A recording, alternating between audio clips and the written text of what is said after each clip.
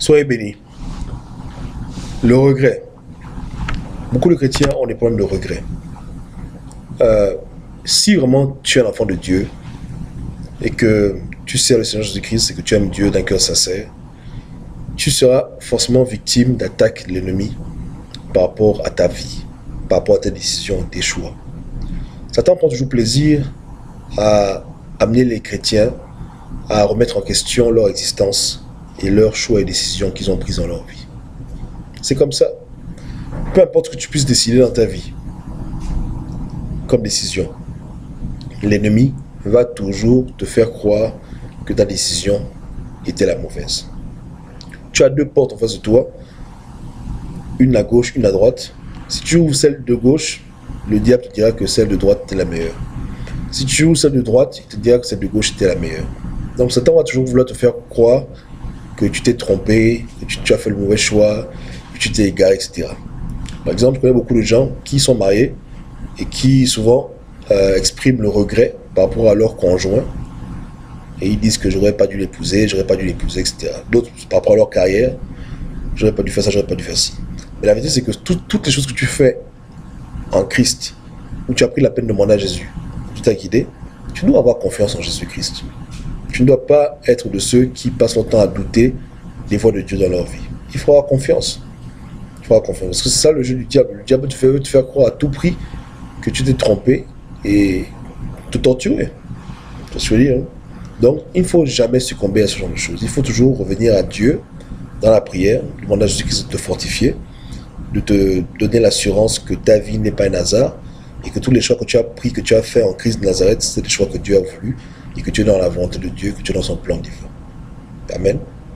Les regrets, les chagrins du passé peuvent créer des problèmes.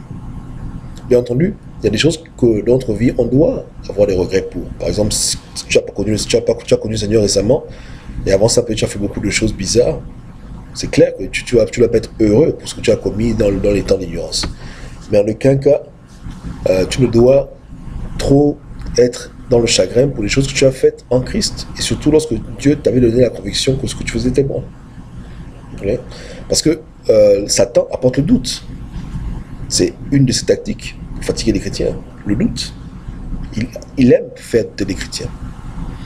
Même Jean-Baptiste, à un moment donné, a commencé à douter de Jésus. Parce qu'il demandait, il demandait à Jésus, est-il vraiment le Messie? Pourtant, il a vu les signes, non? Il a vu les signes, etc. Il a baptisé Jésus, mais malgré cela, quand même, il doutait quand même. Donc, le diable aime faire douter les chrétiens.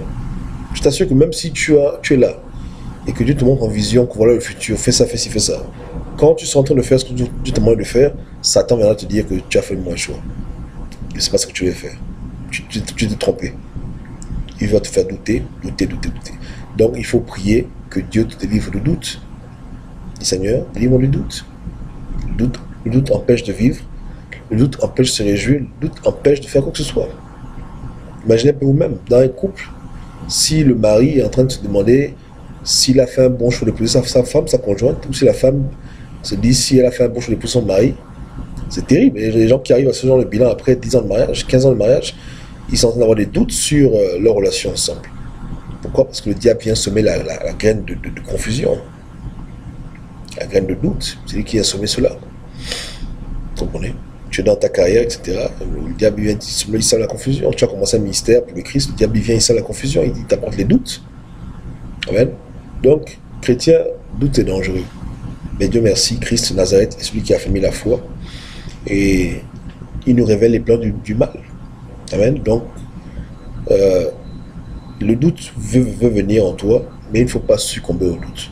Et tu seras victorieux sur le doute avec l'aide de Jésus-Christ de Nazareth. Tu invoques Jésus-Christ t'aidera et te délivrera. Amen. Amen. Soyez bénis.